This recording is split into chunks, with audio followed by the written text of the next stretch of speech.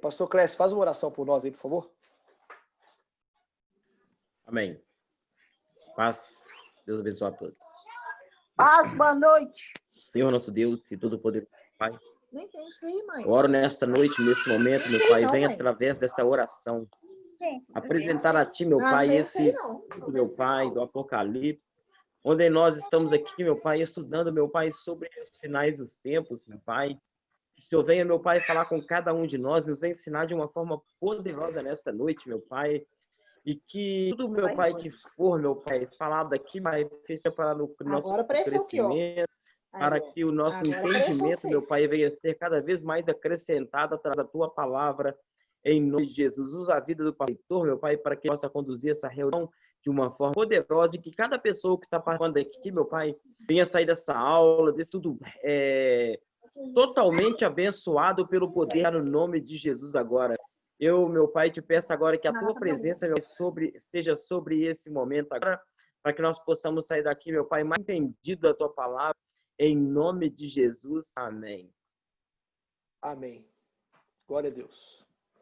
Então vamos começar, todo mundo está aí com a Bíblia. Mostrem a Bíblia aí, deixa eu ver. A Bíblia de vocês, está aqui a minha, bem velhinha, toda detonada.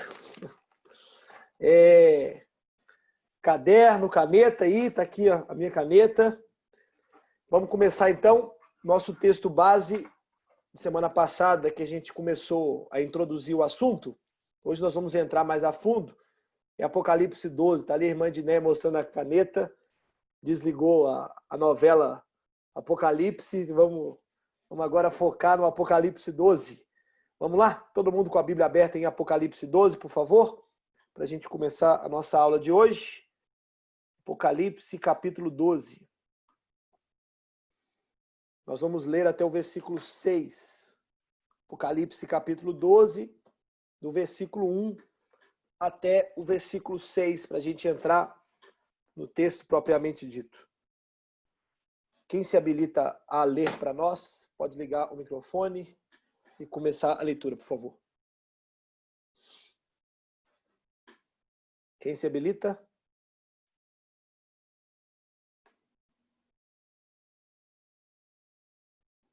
Ninguém se habilita? Eu vou ler. A mulher e o dragão. Viu-se grande sinal no céu, a saber, uma mulher vestida do sol, com a lua debaixo dos pés e uma coroa de 12 estrelas na cabeça, que, achando-se grávida, grita com as dores de parto, sofrendo tormentos para dar à luz. Viu-se também outro sinal no céu, e eis um dragão grande e vermelho, com 7 cabeças, 10 chifres, e nas cabeças 7 diademas. A sua cauda arrastava a terça parte das estrelas do céu, as quais lançou para a terra. E o dragão se deteve em frente da mulher que estava para dar à luz, a fim de lhe devorar o filho quando nascesse. Nasceu-lhe, pois, um filho varão, que há de reger todas as nações com cetro de ferro, e o seu filho foi arrebatado para Deus até o seu trono. A mulher, porém, fugiu para o deserto, onde lhe havia Deus preparado lugar para que nele a sustentasse durante 1270 dias. Amém. Então, recapitulando da aula de semana passada, a palavra Apocalipse significa no grego ap, não é? Tirar, lipse, o véu. Então, Apocalipse significa tirar o véu. Nós falamos também semana passada que o livro de Apocalipse não é o livro dos mistérios, mas o livro de Apocalipse é o livro das revelações. Então, um cristão que tem medo de ler Apocalipse é um cristão que não entendeu o propósito com o texto. O propósito de Deus ao revelar o Apocalipse para o apóstolo João. João, quando escreve Apocalipse, ele está exilado numa ilha chamada Patmos, a ilha de Patmos. O propósito de Deus era revelar para a sua igreja as coisas futuras. Deus não quer esconder, mas Deus quer tirar o véu. Deus quer revelar as coisas futuras. Semana passada nós falamos do texto de Apocalipse 1:3, que diz que bem-aventurado é aquele que lê, ouve e guarda as palavras dessa profecia. Então, isso foi aula de semana passada. E nós falamos semana passada que a linguagem de Deus é a linguagem dos símbolos. Tem duas formas de você ler Apocalipse 12. Você pode ler de forma literal, e aí você vai entender que Deus é um Deus que faz um mundo paralelo, né? Uma mulher vestida com sol, com a lua debaixo dos seus pés, com 12 estrelas na cabeça, com um dragão querendo comer o filho dela. Então parece aí, se você ler de forma literal, você vai interpretar que Deus é um Deus que fez um mundo paralelo. E não é verdade. Nós sabemos que Deus, ele usa a linguagem dos símbolos. Então, para você entender Apocalipse, você precisa entender os símbolos. Quando você entende os símbolos, você entende o que Deus quer falar com aquele texto. Tá certo? Então, a pergunta-chave da aula de hoje, depois de tudo que nós falamos, e falamos também semana passada sobre a linguagem simbólica dos 3 primeiros capítulos de Apocalipse. Quem lembra sobre os 3 primeiros capítulos que fala das 7 igrejas? Dá um joinha aí, quem lembra. Então, manda um joinha aí no Zoom. Para você participar do chat, você pode escrever aí qualquer coisa. Deixa eu abrir aqui o chat. Aí o pessoal está dando joinha aí. E se você quiser escrever qualquer coisa, você pode escrever aí no chat do Zoom, tá bom? Que a gente vê aqui. Então, semana passada, nós falamos dos símbolos das 7 igrejas. E nós concluímos em conjunto que nós estamos na fase final, nas últimas cartas, né? Alguns dizendo que nós estamos na igreja de Laodiceia, que é a última carta, que é aquela carta que fala, não é? Para quem não participou semana passada, ou para quem não anotou, a igreja de Laodiceia é Apocalipse 3:14 em diante. Esse texto fala de uma igreja morna, né? O Senhor falando para a igreja, eu vou vomitar esta igreja, porque esta igreja tem sido morna. Isso é muito sério, né? E alguns dizendo que estamos na igreja aí de Filadélfia, que é Apocalipse 3:7. O fato é que nós temos gente de Laodiceia em nosso meio já, e nós temos gente de Filadélfia em nosso meio, né? Nós estamos vivendo a igreja dos últimos dias, antes do arrebatamento, que é sobre isso que nós vamos falar hoje, sobre o arrebatamento da igreja de Jesus. Então, recapitulei um pouquinho da aula passada para quem não participou. Estou vendo que hoje tem menos alunos, isso é um mau sinal. Pessoal, o que aconteceu com o pessoal hoje? O que vocês acham, hein? Pois eu quero saber. Mas tem menos alunos hoje. Mas vamos lá, vamos seguir aqui, falar um pouco sobre o Apocalipse 12. Para nós entendermos o Apocalipse 12, nós temos que entender os símbolos. A pergunta chave para a gente entender Apocalipse 12 é: quem é a mulher? Né? Quem é o dragão? Quem é o filho, o varão que a mulher está para dar à luz? Se você entende estes símbolos, você entende o que o autor, que é João, quer falar com o texto. Né? Então, vamos lá. Vamos à primeira pergunta. Não é? Primeira pergunta chave da aula de hoje é: quem é a mulher? Não é? E por que ela está vestida de sol, com a lua debaixo dos seus pés? Então, você pode aí imaginar. Desliguem aí o microfone, pessoal, por favor. Tem um microfone aí que está ligado. Você que está com o microfone ligado, desliga, por gentileza. Apocalipse 12. Eu vou colocar aqui uma imagem. Vou ver se eu acho aqui essa imagem. Deixa eu ver se eu consigo colocar para vocês essa imagem. Mulher no céu.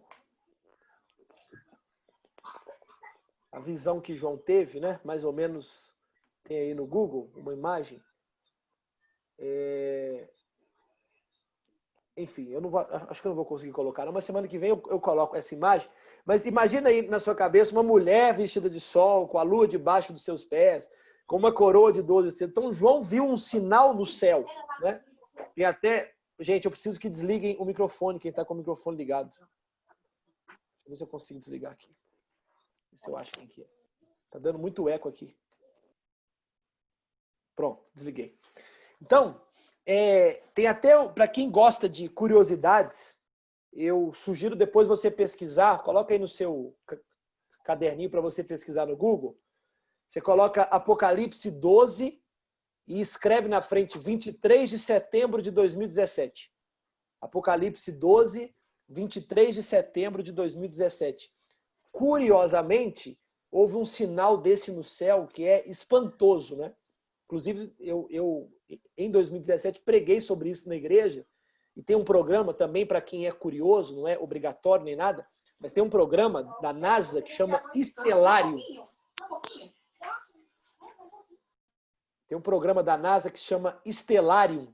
Eu até baixei ele no meu computador. Quando você você consegue ver nesse programa, é muito curioso isso, tem muitos vídeos no YouTube sobre esse sinal no céu. Quando você baixa esse programa, gente, eu não vou conseguir dar aula com esse microfone ligado. Quem é que está com o microfone ligado aí? Eu desligo e a pessoa liga. Difícil, né? Lá no dia 23 de setembro, no programa Estelário, você consegue ir em várias datas ao longo dos anos, certo? E aí, no dia 23 de setembro, acontece um sinal no céu, que é precisamente o sinal que João vê aqui. É muito interessante você ver, inclusive, os astros falando. Ô, irmã Silvani, desliga o seu microfone aí, por favor, irmã Silvani. A senhora está ligando, eu estou desligando, a senhora está ligando. Desliga aí, por favor. Isso, obrigado. Então, fica aí a dica. O programa chama Estelário e o dia é dia 23 de setembro. É exatamente esse sinal que João viu e claramente é uma demonstração que a Bíblia está correta e é uma coisa muito curiosa, né? Vale a pena ver. Depois eu mando para vocês aí Depois, quem sabe, a gente faz até um grupo da Escola de Discípulos, né? Para a gente postar algumas coisas. Eu mando para vocês o link de uma palestra sobre esse sinal. E João vê esse sinal no céu e ele vê uma mulher vestida de sol, com uma coroa de 12 estrelas na cabeça e com a lua debaixo dos pés. A pergunta é, quem é a mulher? Existe uma regra na teologia que é a hermenêutica, que é a interpretação do texto bíblico.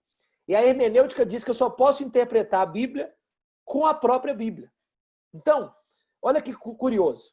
Para você entender o que é a mulher vestida de sol com as 12 estrelas na cabeça, nós precisamos ir lá em Gênesis. Então, convido vocês a abrir a Bíblia de vocês, no livro de Gênesis, no capítulo 37. Gênesis, capítulo 37, versículo de número 9. Gênesis, capítulo 37, versículo de número 9. Abram aí, por favor, a Bíblia de vocês.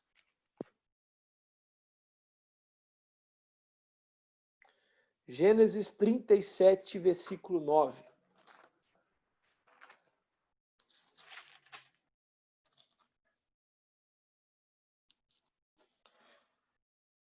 Pastora Amélia, a senhora lê para nós aí, por favor? Gênesis 37, versículos 9 e 10.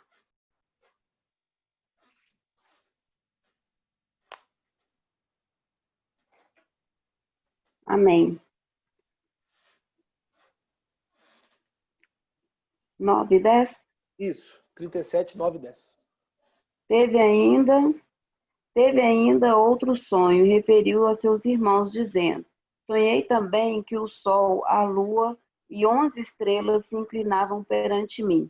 Contando a seu pai e seus irmãos, repreendeu o pai e lhe disse: que sonho é esse que tivestes?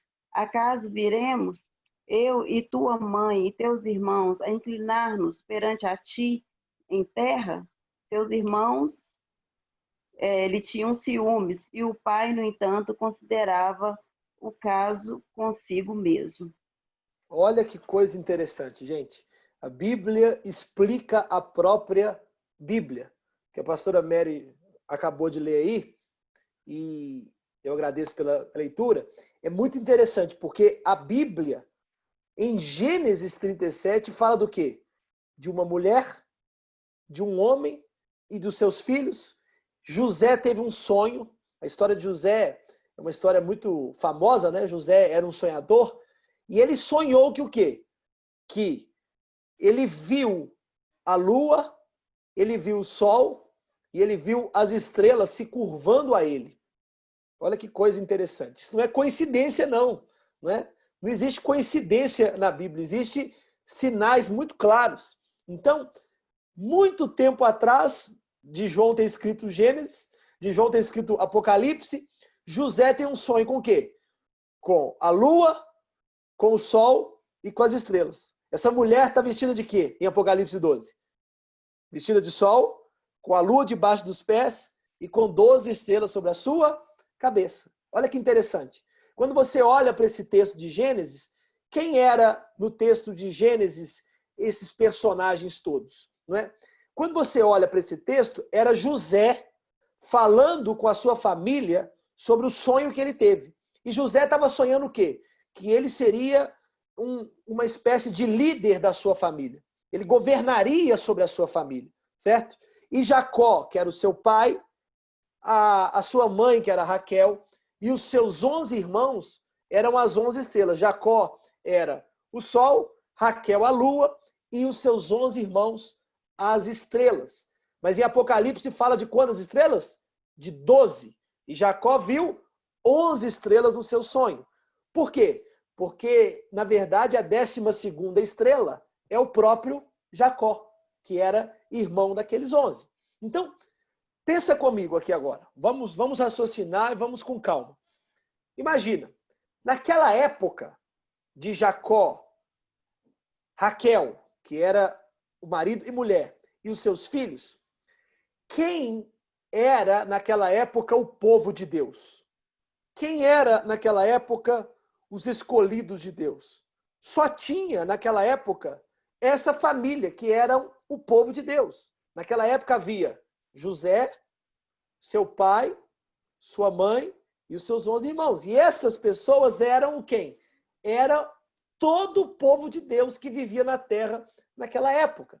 Naquela época estava surgindo as famosas 12 tribos de Israel, que são os filhos de Jacó. Estava surgindo o povo de Deus naquela época. Não é?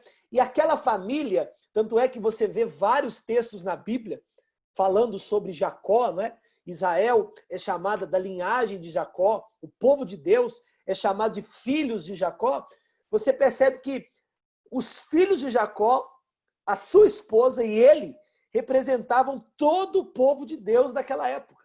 Então, quando você fala desta mulher vestida de sol, com 12 estrelas na cabeça e com a lua debaixo dos seus pés, é o mesmo símbolo, ou os mesmos símbolos usados por José no seu sonho. Então, esta mulher, na verdade, representa o quê? Se ela está vestida de sol, com as 12 estrelas na cabeça e com a lua debaixo dos pés, essa mulher representa a totalidade do povo de Deus.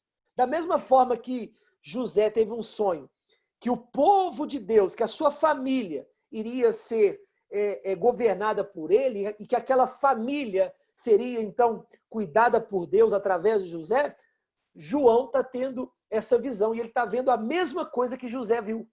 Então, na verdade, a mulher representa claramente o quê? Todo o povo de Deus. De maneira que o povo de Deus começa na família de Jacó e vai crescendo, né? Os anos vão passando e o povo de Deus vai crescendo. Milhares de anos se passam, Jesus entra na história, morre na cruz e Jesus enxerta. Nós somos chamados pelo apóstolo Paulo de o povo enxertado no Israel de Deus, né? Israel de Deus, que era o povo escolhido naquela época, na época de Jacó, o povo de Deus que nós somos hoje, a igreja, ela foi enxertada em Israel. E esse povo só foi crescendo. Então, tudo começa na família de Jacó. Tudo começa no sonho de José e nessa família que Deus estabeleceu. Uma família que Deus escolheu para ser o seu povo. Tá certo? A Bíblia vai dizer para nós que nós somos descendentes dessa família. Nós somos descendentes, nós temos a linhagem de Abraão, não é? Abraão, Isaac, Jacó, ou seja, nós viemos dessa família e todo o povo de Deus, então, está representado por esta mulher. Quem é a mulher? A mulher é a totalidade do povo de Deus. Eu já vi gente dizendo que a mulher é Maria, que a mulher é a mãe de Jesus, não é? Tá vendo João dizendo, eu vi uma mulher vestida de sol, com as 12 estrelas na cabeça e com a lua debaixo dos pés. Por que a mulher não pode ser Maria? É muito simples. Número 1, a mulher não pode ser Maria porque João, o Apocalipse, foi escrito sobre coisas do futuro. Tudo que você vê em Apocalipse é sobre coisas do futuro. Por que esse texto específico seria sobre algo do passado, né? A mulher não pode ser Maria porque Maria gerou um filho, que é Jesus, e esse filho não foi arrebatado para Deus. Nós vamos ver daqui a pouco que o filho dessa mulher, ele foi arrebatado para Deus. Jesus não foi arrebatado para Deus. Jesus, depois que nasceu, ele ficou nesta terra durante 33 anos. Morreu, ressuscitou e depois ainda continuou aqui fazendo sinais e maravilhas. Depois ele subiu aos céus, ele não foi arrebatado. O termo grego aqui para arrebatado é uma pessoa tomada de forma violenta da terra. Então, esta mulher não pode ser Maria, não é? Algumas pessoas dizem que esta mulher é a igreja. Outras pessoas dizem que esta mulher é Israel. A pergunta que eu faço é, esta mulher é Israel? Sim, porque Israel faz parte do povo de Deus. Esta mulher é a igreja? Sim, porque a igreja também faz parte do povo de Deus. De maneira que a mulher, na verdade, é o quê? É a totalidade do povo de Deus. E por que eu estou afirmando isso? Porque na época de José, quando José teve um sonho, a sua família era a totalidade do povo de Deus. Então nós já matamos o primeiro símbolo de hoje. O símbolo da mulher é fundamental para a gente entender um texto. O texto de Apocalipse 12. Uma mulher vestida de sol. E aí, vamos olhar para os símbolos especificamente. Então, primeira coisa, quem é a mulher? A mulher é a totalidade do povo de Deus. A mulher é a igreja, a mulher é Israel, a mulher é todo o povo de Deus, porque na época de José, aquela família representava e era a totalidade do povo de Deus. Perguntas até aqui? Se alguém quiser fazer alguma pergunta, pode, por favor, perguntar. Alguém tem alguma pergunta? Não? Tá claro, gente? Quem é a mulher? A mulher é a totalidade do povo de Deus. Israel e igreja. É o povo de Deus, porque o povo de Deus é um só. Ok? Então, essa é o primeiro símbolo. Agora vamos olhar para os símbolos nos detalhes. Por que esta mulher, ela está... Fala. Fala aí, mãe Dineia. Ô, pastor, esse senhor está comparando aí, eu estou entendendo, só que eu tive uma dúvida. Como Jacó, o sonho de José já passou, o senhor está só fazendo uma comparação, não é isso? O que vai acontecer verdade, comparado com o sonho de José, que representava o povo de Deus, a totalidade. Mas o Apocalipse ainda vai acontecer. Seria semelhante? Exatamente, o Apocalipse ainda vai acontecer, mas por uma questão de hermenêutica, né, falando sobre teologia, eu tenho que interpretar a Bíblia pela própria Bíblia, certo? E aí, quando eu vejo um texto que eu não entendo, o que eu tenho que fazer? Eu tenho que me perguntar o seguinte: onde na Bíblia aparecem os mesmos símbolos? Essa que é a grande questão. Porque a gente está perguntando o seguinte: quem é a mulher? Então, imagina que eu falo para vocês aqui que a mulher é a rainha da Inglaterra. E aí você ia falar, peraí, mas rainha da Inglaterra, mulher na Bíblia? O que é isso? Você ia falar, isso não tem na Bíblia, pastor. Exatamente, eu ia falar. Então você tem razão. A mulher não pode ser a rainha da Inglaterra porque não existe nenhum outro texto na Bíblia que fala sobre a rainha da Inglaterra. Imagina que eu falo que a mulher é Maria, igual tem muita gente que interpreta. Então o que a gente tinha que fazer? A gente tinha que achar um texto na Bíblia que relaciona Maria com o sol, com a lua e com as 12 estrelas, por exemplo. Ou teríamos que achar um texto na Bíblia que diz que o filho de Maria foi arrebatado para Deus. Então, o que a gente fez aqui? É como se a gente pegasse esse texto de Apocalipse 12, pastor Aleluia, e olhasse o seguinte, eu perguntasse, quem é a mulher? O que João queria dizer quando ele viu uma mulher vestida de sol, com 12 estrelas na cabeça e com a lua debaixo dos pés? Eu preciso passear pela Bíblia e achar um texto que é idêntico ou parecido com aquilo que João está dizendo. E eu mostrei para vocês agora o capítulo 37 de Gênesis, que o texto que... Deixa eu só ligar aqui o meu computador na tomada.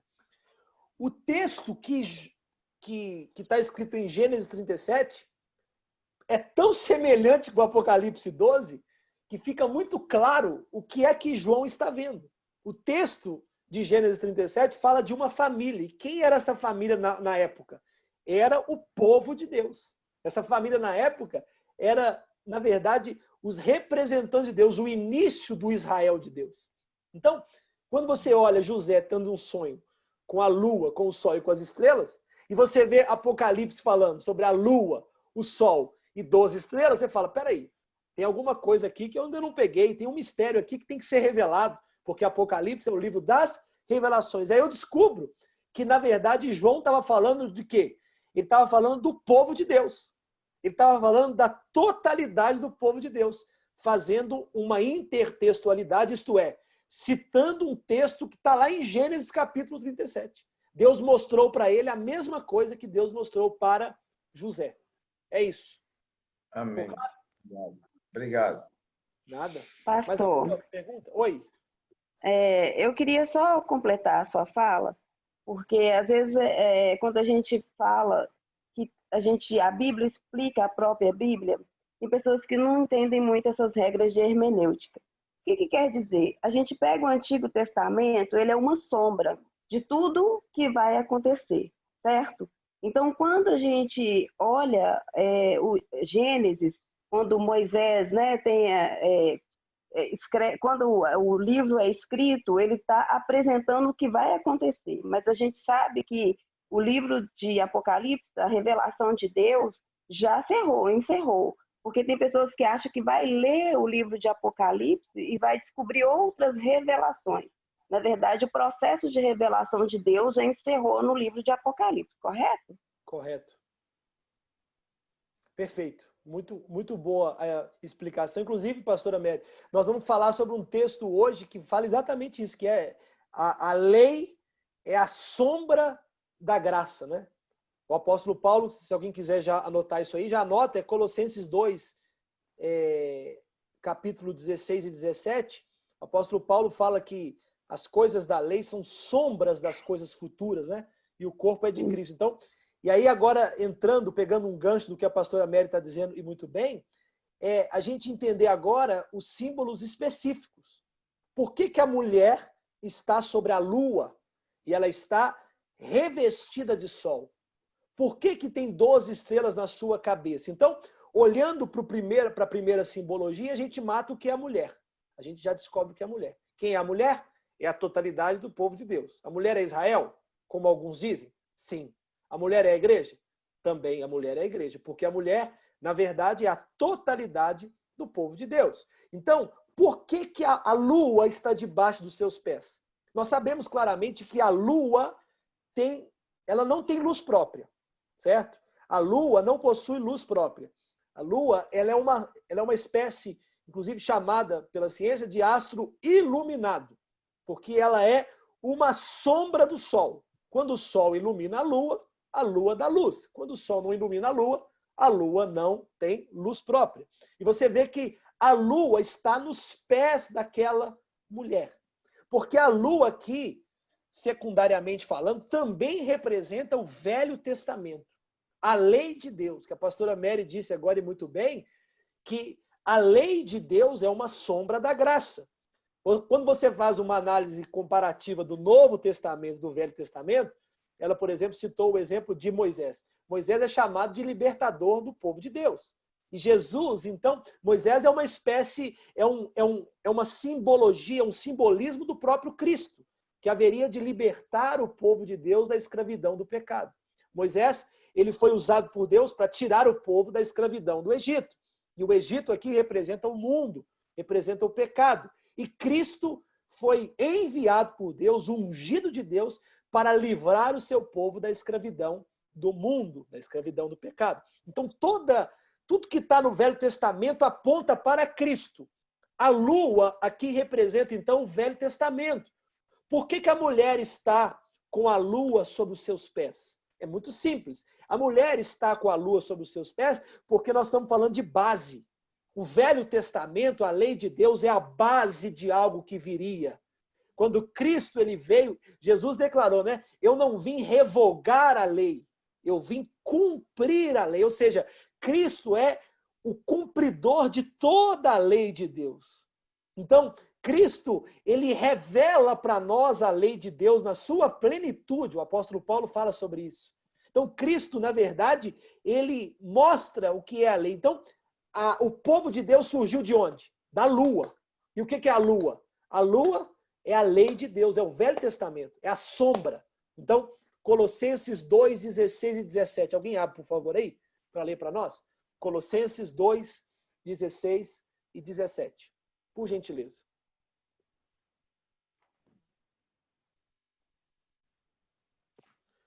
Colossenses 2, 16 e 17. Anotem esses textos aí, viu, pessoal, por favor, para depois vocês estudarem com calma, para a gente não ficar nenhuma dúvida. Colossenses 2, 16 e 17. Quem pode ler, por gentileza? Pode ler, pastor? Claro. Pastor Charles. Ninguém, pois, o julgue por causa de comida e bebida, ou de dia de festa, ou lua nova, ou sábados. Porque tudo isso tem sido sombra das coisas que haviam de vir, porém, o corpo é de Cristo. Olha que coisa poderosa, gente. Que coisa linda, né? Olha o que o apóstolo Paulo está aqui confirmando que João viu. João viu a lua. E a lua é sombra. O apóstolo Paulo está aqui combatendo uma mania do povo daquela época, né? Das igrejas, no caso aqui a igreja de Colossos, de achar que as práticas judaicas é que salvariam, ou as práticas da lei é que salvariam. Aí o apóstolo Paulo está dizendo o seguinte: tudo que vocês faziam antes, por exemplo, eu já preguei até na igreja, né, as festas mosaicas, as festas judaicas, têm uma simbologia na graça. Não é? A festa, por exemplo, da Páscoa, que é celebrada pelos judeus, é uma festa que representa a saída da escravidão do Egito. E Cristo morreu numa sexta-feira de Páscoa judaica e ressuscitou num domingo de Páscoa judaica. Os judeus celebram a Páscoa para lembrarem que Deus mandou a 10ª praga, né? E mandou lá o anjo exterminador e matou os primogênitos, mas eles foram protegidos. E os judeus celebram a Páscoa para dizer: somos livres da escravidão do Egito. E aí Cristo representa então a Páscoa, a verdadeira Páscoa, que é a libertação do seu povo. Então a lei é uma sombra das coisas futuras que o apóstolo Paulo está dizendo, ou seja, a lua é uma sombra do sol. É o sol que ilumina a lua. Por isso essa mulher está com a base na lua, mas ela não está vestida de lua. Ela está vestida de sol. Os pés dela estão sobre a lei, mas o corpo dela inteiro está revestido de quem? Do sol. E a pergunta é: o que é o sol? O sol é o próprio Cristo. Ele é o sol da justiça. Não é? Citando aqui um texto para a gente olhar para a Bíblia, eu não vou ler com vocês para a gente ganhar tempo, mas vocês podem anotar aí, por gentileza.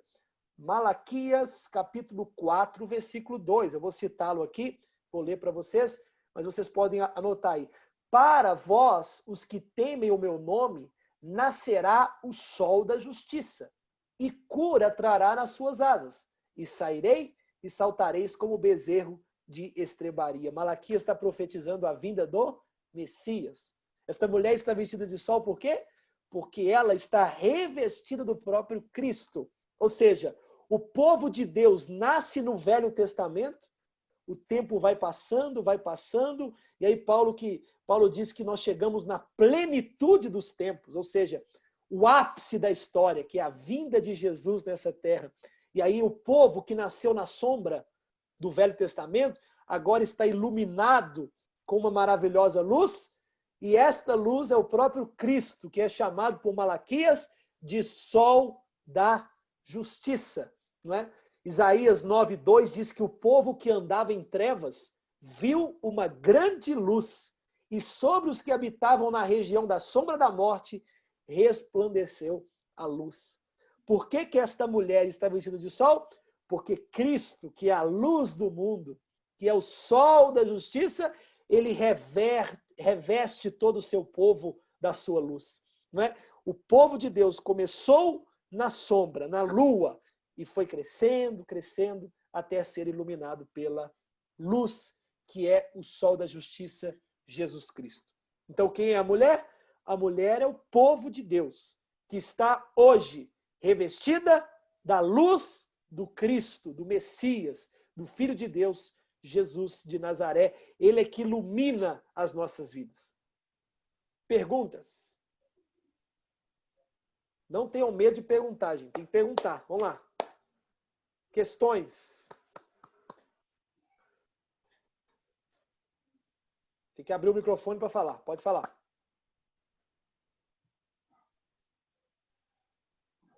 Ninguém? Posso continuar? Todo mundo está entendendo? Dá um joinha aí. Beleza. Passou rapidinho. Eu estava mostrando para o senhor aqui agora um livro, que até te perguntei de manhã, sobre a pessoa do Messias nas festas bíblicas. Onde o autor ele consegue perceber nas primeiras 4 festas em Israel a primeira vinda de Cristo e nas 3 festas finais a segunda vinda. Forte. As festas judaicas têm um simbolismo muito forte com a história, né, do povo de Deus. Então fica aí a recomendação do pastor Charles de leitura para a nossa leitura e enriquecimento. Vamos continuar? Top. Faltou aqui o quê? As 12 estrelas, né?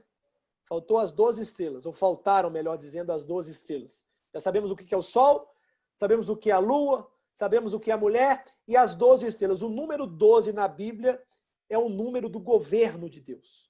Não é por isso que são 12 tribos de Israel, são 12 discípulos, né? Esse número 12 representa o governo. E aqui esta mulher está com uma coroa de 12 estrelas, porque ela está dizendo, o texto está dizendo, então, que Deus está no governo do seu povo.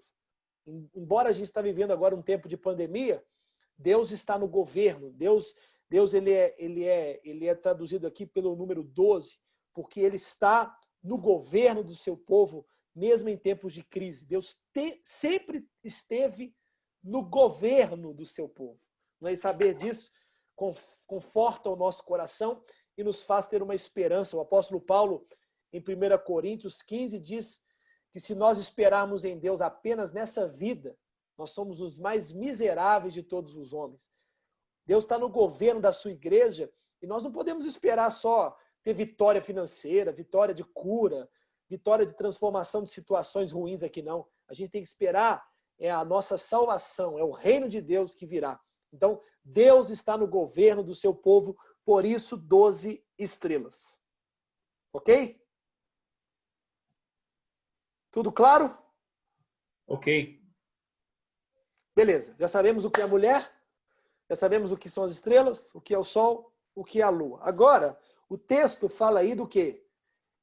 A partir do versículo 3 diz assim: e viu-se outro sinal, e eis que era um grande dragão vermelho, que tinha 7 cabeças e 10 chifres, e sobre as suas cabeças 7 diademas. E a sua cauda levou após si a terça parte das estrelas do céu e lançou-a sobre a terra. E o dragão parou diante da mulher que havia de dar à luz, para que, dando ela à luz, se tragasse o filho.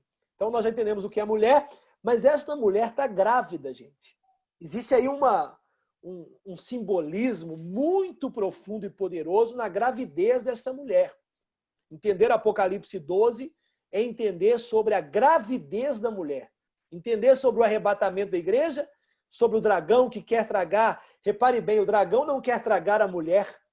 O dragão quer tragar o filho varão da mulher. Não é? A pergunta é, que gravidez é essa? Que coisa esquisita é? Por que essa mulher está grávida? Então, mais uma vez, precisamos olhar para a própria Bíblia. Vamos falar um pouquinho da gravidez desta mulher. E para falar um pouquinho da gravidez dessa mulher, Vamos usar o texto de Gálatas 4:19. Quem tem a Bíblia, por favor, Gálatas 4:19. Não durmam não, gente. Fiquem acordados. Já já termina a aula. E vão escrevendo aí, que aí você fixa as coisas. Gálatas 4:19. Quem vai ler para nós? Gálatas 4:19. Abra o microfone e leia, por favor.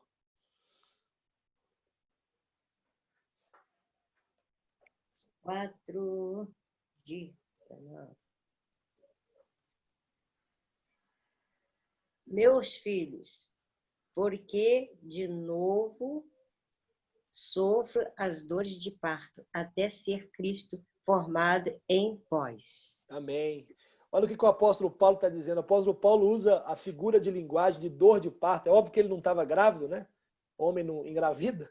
Mas ele fala que está gerando os filhos de Deus com dores de parto.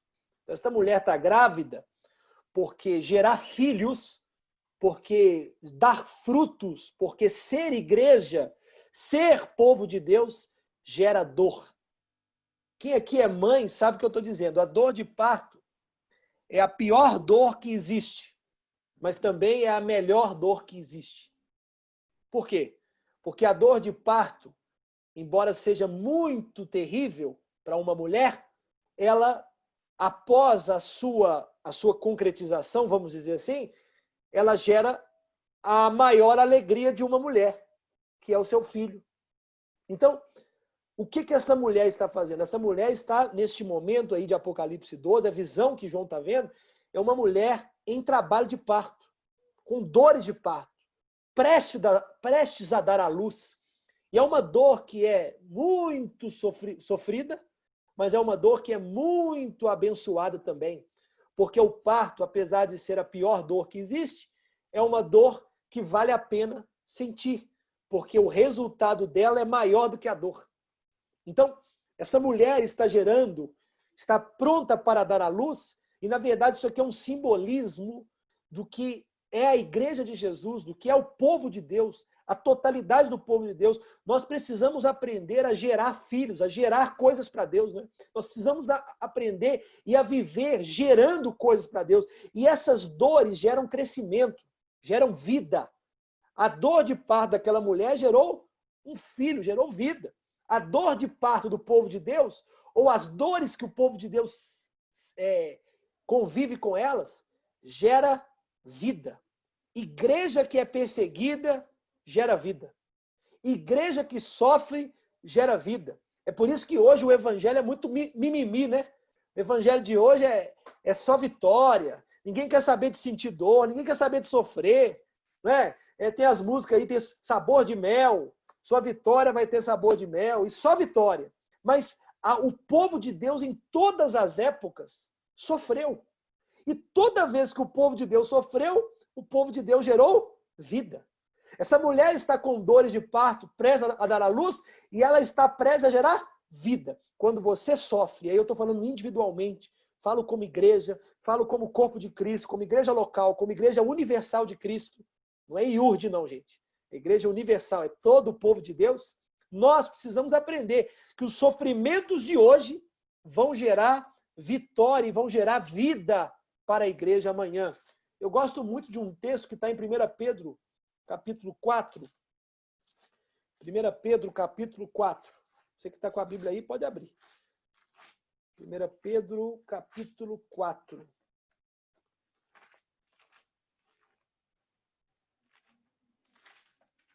Versículo de número 12.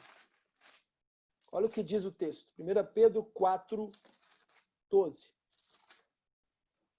Deixa eu ver. Diz assim: amados, não estranheis o fogo ardente. Oi? Amém? Pode ler. Pode. Amados, não estranheis. Eu ia ler, mas... Amados, não estranheis o fogo ardente que surge no meio de vós, destinado a provar-vos, como se alguma coisa extraordinária vos estivesse acontecendo. Pelo contrário, alegrai-vos na medida em que sois coparticipantes do sofrimento de Cristo, para que também na revelação de sua glória vos alegreis exultando. Olha que coisa poderosa, gente. Então, o sofrimento tem que gerar alegria no nosso coração.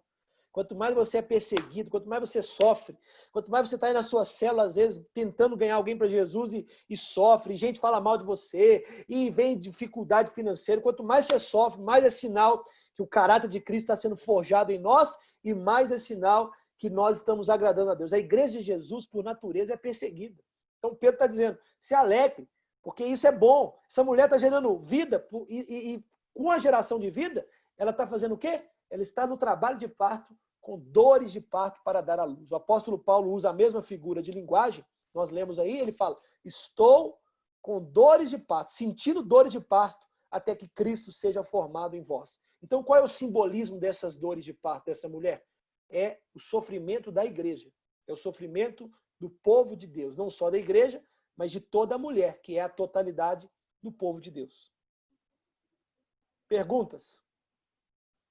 O tempo está voando, eu vou terminar já e a gente abre para alguns comentários. Mas alguém tem alguma pergunta sobre as dores de parto? Fala, pastor Aleluia. Eu queria que você esclarecesse para mim sobre para nós, né? Que filho é esse? Que o inimigo filho é tem que esse? entrar. Eu queria entrar nesse tema hoje, mas eu acho que não vai dar tempo, porque o mais importante do texto é o filho. O mais importante do texto é o filho varão. Que filho é esse? Vamos chegar lá. Se não for hoje, semana que vem. Próximo capítulo. Vou falar para ele, pode deixar. Fala para ele, não. Deixa ele ficar curioso para vir na aula semana que vem. Eu já sei essa pregação. Não, mas não pode falar, não. Eu sei, vou falar não. Então, essa mulher está gerando um filho. E a pergunta do pastor Aleluia é, que filho é esse? Né? Que filho é esse? Antes de falar que filho é esse, tem aí no meio da história o quê? Um dragão, né? Todo mundo sabe quem é o dragão. Quem é o dragão? Quem sabe fala? Quem é o dragão? Diabo. O dragão é fácil, né, gente? O dragão está quase explícito no texto, né? O dragão é o próprio Satanás. E o próprio texto, por acaso, né? Você vê que algumas coisas o texto não explica, mas outras o texto explica. O próprio texto diz quem é o dragão, né? Vamos em Apocalipse 12 aí de novo. Ele fala aí, ó. A sua cauda arrastava a terça parte do céu, versículo 4, né? O dragão se deteve em frente da mulher. Aí, ele fala... Aonde que ele fala? Deixa eu ver. Versículo 9. Olha o versículo 9. E foi expulso o grande dragão, a antiga serpente que se chama Diabo e Satanás, o sedutor de todo mundo. E sim, foi atirado para a terra e com ele os seus anjos. Então, o dragão aqui é o próprio Satanás, não é? E era um dragão vermelho, não é isso?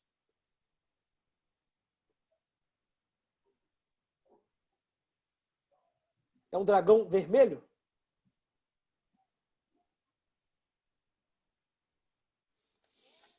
É muito interessante você pensar que esse dragão simboliza Satanás e o sistema utilizado por Satanás. Guarde isso. Dragão simboliza Satanás e o sistema utilizado pelo Satanás. Qual é o símbolo da China hoje? Não estou aqui fazendo nenhuma colocação direta, mas para a gente refletir um pouquinho. Qual é o símbolo da China? Dragão. Dragão. Isso não é coincidência. A China, ela representa um sistema chamado socialista, né? Um sistema que tem perseguido os cristãos, tem aí estudos e mais estudos, vídeos e mais vídeos na internet sobre a perseguição dos chineses com as igrejas. Então, existe um sistema que está sendo montado por Satanás. Esse vírus veio de onde? Da China, não é? A cura provavelmente vai vir de onde? Da China. Então, esse sistema, o dragão que está perseguindo esse filho varão, que a mulher vai gerar, é um sistema perverso. Satanás é perverso e ele está perseguindo, está esperando tragar esse filho varão, que nós vamos saber quem é, ou hoje ou semana que vem, dependendo do tempo. Mas dragão aqui, então, representa o próprio diabo. Tá certo? Ok? O pastor Heitor, só um comentário. A cor vermelha é justamente sobre guerra, né? Derramamento de sangue, sofrimento, perseguição aos cristãos. Então, como a gente sabe que foi um livro que foi revelado, então já começa a mostrar desde aquela época da igreja sendo perseguida, né? O derramamento de sangue, o massacre dos cristãos e até os dias de hoje. E até a tribulação, né? A gente sabe que vai ter a grande batalha, a batalha do Armagedon, então tipifica o sangue, o derramamento de sangue, as guerras. Derramamento de sangue.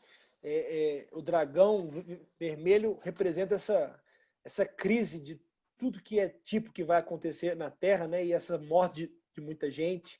E o sangue, essa cor vermelha mostra isso. A China tem uma bandeira vermelha, o comunismo tem uma bandeira vermelha, né?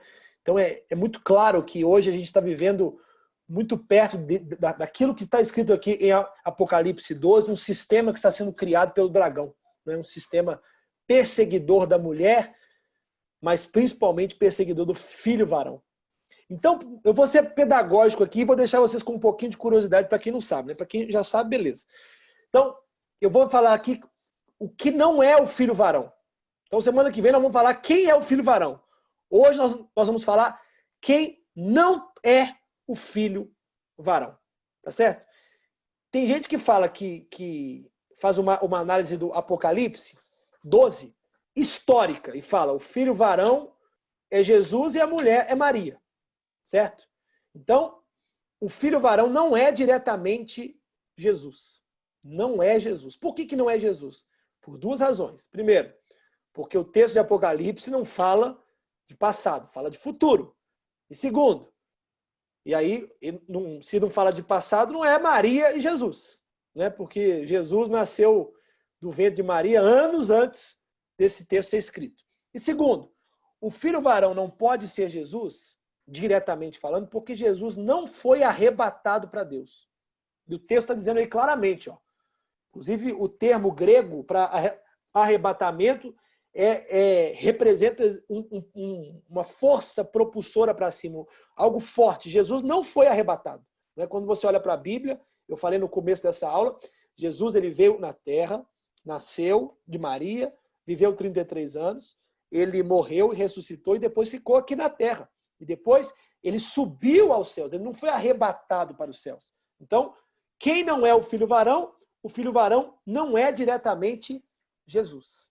Tá certo? O filho varão não é diretamente Jesus. E a chave para a gente entender o filho varão, e aí a gente para aqui para a semana que vem a gente entrar nesse texto, é o versículo 5. Olha comigo o versículo 5. Diz assim: nasceu-lhe, pois, um filho varão, que há de reger todas as nações com cetro de ferro. E o seu filho foi arrebatado para Deus até o seu trono. Então, a pergunta que vai ficar para a aula de semana que vem é: aonde na Bíblia que tem um texto falando de um filho varão que há de reger as nações com cetro de ferro? Quando a gente achar esse texto na Bíblia, a gente vai descobrir quem que é o filho varão. Então, fico para casa aí para vocês, né, procurarem qual é o texto bíblico, diferente de Apocalipse 12, 5, né, um outro texto bíblico, que fala de um filho varão que há de reger todas as nações da terra com cetro de ferro. Eu posso garantir para você que tem um texto na Bíblia igualzinho esse aqui, e que fala com exatamente essas mesmas palavras. Cetro de ferro, reger as nações. Então, quando você achar esse texto, você acha quem é o filho varão. Tá certo? Então, vamos abrir 5 minutinhos para perguntas e comentários.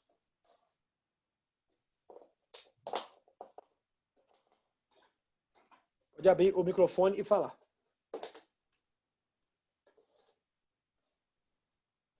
Pastor. Oi.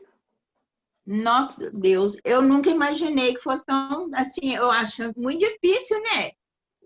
A gente mesmo procurando, assim, a gente não ia achar nada. Acha? Acha sim, é só a gente pesquisar. Sim, hein? Ô, irmã Sônia, Não, tem gente que já achou para nós, é só a gente ir na internet e ver porque eles acharam. Isso aqui pois é, pastor, mas eu falo antes, sabe? Outros.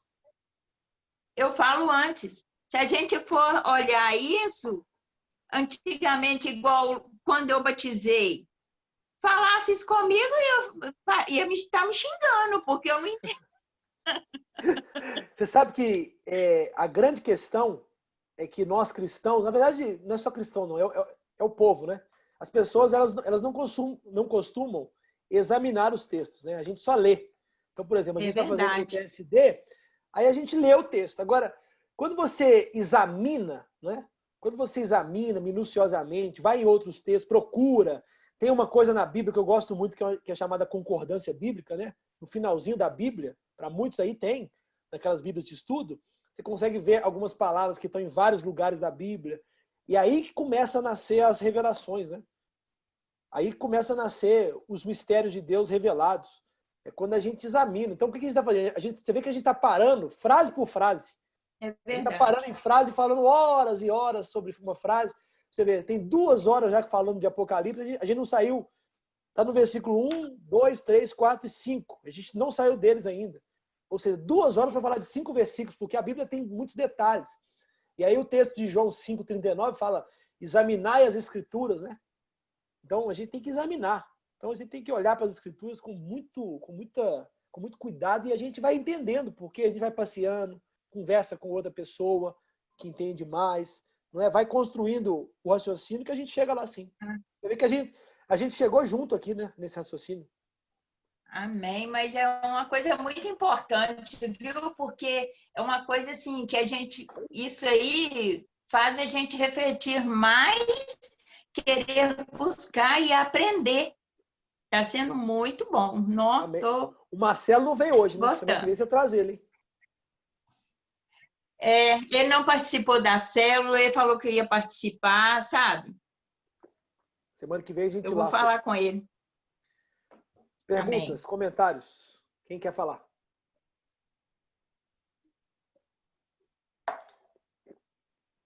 Mais um ou dois aí. É interessante aqui sobre da visão da mulher com a coroa de 12 estrelas na cabeça. Aí me veio na mente as 12 tribos de Israel, representando Israel de Deus, né? E os 12 discípulos, sob o governo de Cristo, representando a época de Cristo, né? A totalidade da igreja. Verdade, totalidade do povo de Deus. Forte. Verdade. Porque quando você vai digitar, se vocês tiverem curiosidade, muita gente tem, existem várias interpretações, né? Várias. E eu já vi gente falando que a mulher é Israel e que o filho varão é a igreja, mas essa interpretação nunca entrou no meu coração, porque não faz sentido, né? Não faz sentido quando você pensa os textos de Paulo, que ele fala sobre a igreja enxertada em Israel, sobre um plano de Deus geral, né, para o seu povo.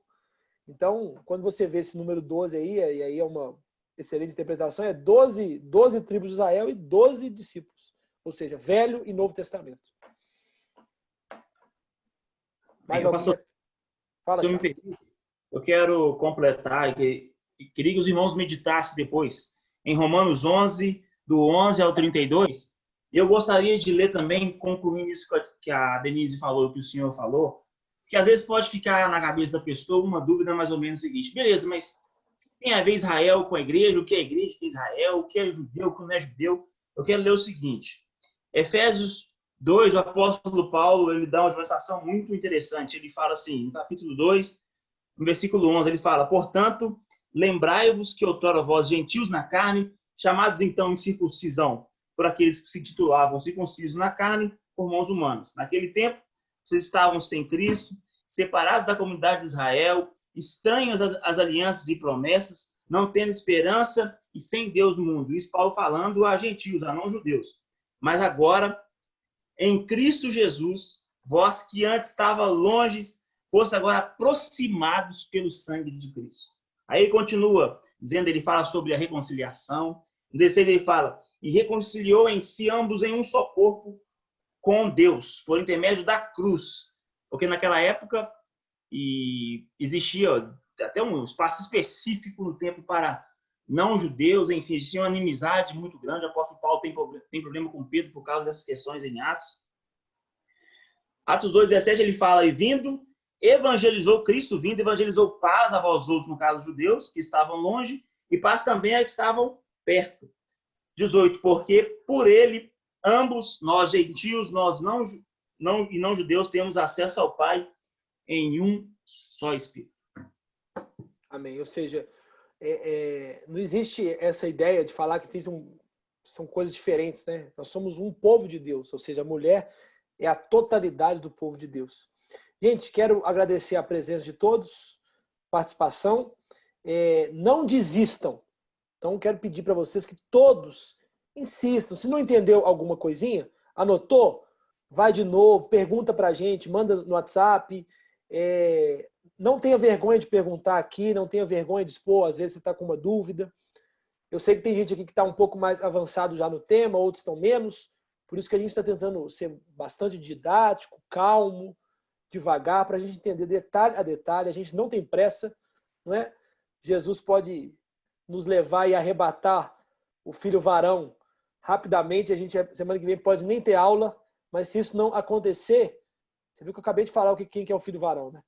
Mas se isso não acontecer, a gente vai ter aula com calma, vai estudar, não é? Vai meditar. E vamos convidar as pessoas. Tem gente que não veio hoje, não veio semana passada, pode começar semana que vem, não tem problema nenhum. Então me ajudem essa semana a convidar para que todo mundo entenda esse texto. Nós vamos ter aqui uma aula, talvez na outra semana de Apocalipse 13, que fala do anticristo e do falso profeta. Vamos falar um pouquinho também da batalha do Armagedon, do reino milenar que Jesus prometeu. Vamos falar da segunda vinda, que é diferente do arrebatamento. Vai ter um pouquinho uma aula sobre a diferença de salvação e do reino de Deus. Enfim, tem tanta coisa para a gente bater um papo, mas nos ajudem a divulgar e não fiquem com a dúvida. Conversem entre vocês, fala um pouquinho na célula sobre essa escola de discípulos, né? E vamos conversando para a gente ficar bem... A gente vai ficar expert nesse negócio aqui. Amém? Porque Amém. Isso aqui é uma realidade espiritual para nós. Vamos fazer uma oração? Vamos orar. Pastor Heitor, Oi? tem como nesse cronograma do senhor incluir as festas judaicas dentro do Apocalipse? Tem, a gente pode fazer isso na última aula, e aí depois eu vou até conversar com a senhora e com o Charles também, para vocês darem essa aula. Eu já vi que vocês estão mais à vontade. Eu quero participar. É um ótimo eu quero. Excelente. É um excelente tema. Porque né, a gente consegue fechar melhor as pessoas entenderem o motivo das festas judaicas, saber o tempo certo de cada coisa, né? Perfeito. Fica essa proposta aceita, fica gravado. Vocês me lembram, na última aula a gente vai falar, na última aula do Apocalipse a gente fala sobre as festas. É um ótimo tema. Está incluído. Tá bom, pastor? Obrigado pela sugestão. Vamos orar. Senhor, em nome de Jesus, nós nesta noite queremos te agradecer pelos irmãos que estão aqui. Estamos aqui com 24 pessoas, meu Pai, 24 aparelhos ligados. E te pedimos que essas pessoas que estão aqui conosco, aquelas que não puderam estar, todos os irmãos, meu Pai, que estão interessados, que estão buscando conhecimento no Senhor, sejam, no nome de Jesus, cheios de Ti, cheios do Teu Espírito Santo, o Espírito Santo da revelação. Continue falando conosco, que nós possamos entender os Teus propósitos maravilhosos e eternos para a nossa vida. Abençoe, meu Pai, em nome de Jesus, cada um dos Teus filhos. Abra a nossa visão, meu Pai, e que o Senhor, meu Pai, possa, no nome de Jesus, nos fazer cada vez mais, não só entendedores, mas praticantes da Tua palavra. Em nome de Jesus, eu te louvo pela vida dos nossos amados irmãos. Te pedimos que o Senhor, durante essa semana, continue ministrando esse tema nos nossos corações, através das nossas leituras, das nossas meditações, das nossas orações, e que semana que vem tenhamos uma aula ainda mais produtiva e abençoada, que mais pessoas sejam alcançadas. Oramos nesta noite por isso e te agradecemos. Amém e amém. Vamos tirar uma fotinha aqui para a gente divulgar aí nas redes sociais. Sorriam. Liguem a câmera aí, quem está com a câmera desligada. Isso. Vamos lá.